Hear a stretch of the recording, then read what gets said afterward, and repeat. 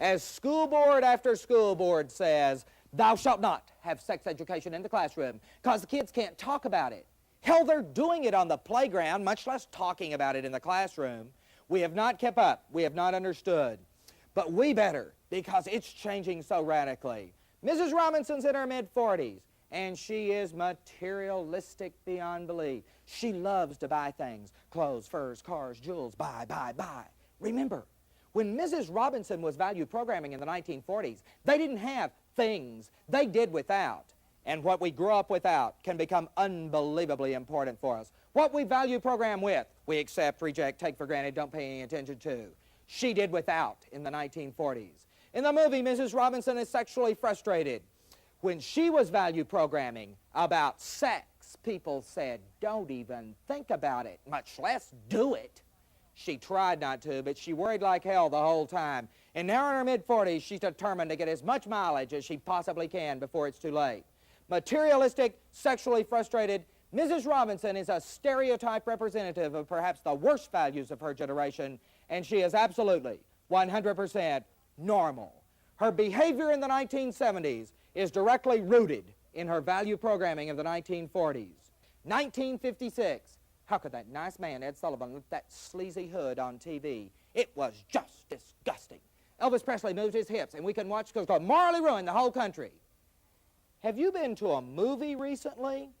They're moving a lot more than hips in movies today.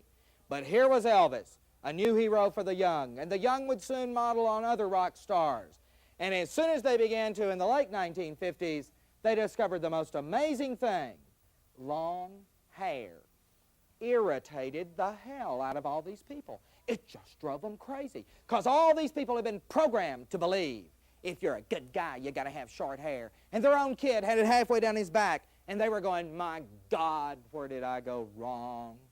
These generations got them in the mail, tore them up, sent them back, threw them away, because they knew at a gut level, if you're going to buy it, you use this, not this.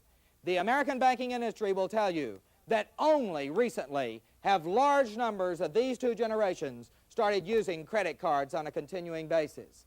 And it is directly related to economic shifts rather than to natural changes within the value programming experiences. The average 38, 39-year-old American housewife and younger digs rock music. Why? Because that woman was in high school back in the mid-50s. She just about had her values all together, but at that point in time, she was intensely socialized, and in 1957, America's 38-year-old housewife checked into Heartbreak Hotel with Elvis Presley. And she's still there. She hadn't checked out yet. What we are now, regardless of what we are now, is directly related to where we were when we were value programmed. If you tell one of these people 3 days off next week, it hurts. Hurts in terms of economic security. But this 55-year-old supervisor found that when he told his 25, 30-year-old employees, you get 3 days off next week, their response was, hell, we'll take 5.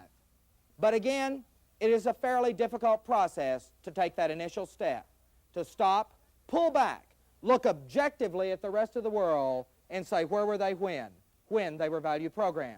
But once we start doing it, we'll start changing.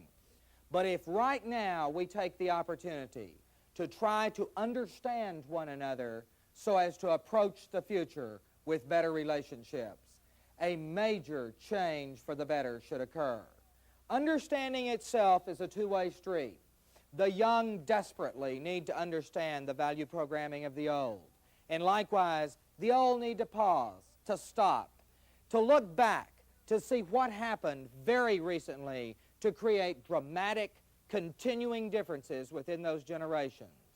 If we start approaching one another on this basis, then again an understanding will develop that simply hasn't existed in the past. We can look back, analyze each of our programming processes, decide what was going on for us as individuals, as part of a group. Once we start doing that, then we can begin to see the major impactors that programmed into each of us a gut-level value system that at this very moment is governing directing a major portion of our behavior. If you'll try it, pull back, ask that basic question, where were they when their value system was created? Then I think you'll begin to see that we do have a new level as far as interacting among ourselves. Try it. I think you'll find that it works.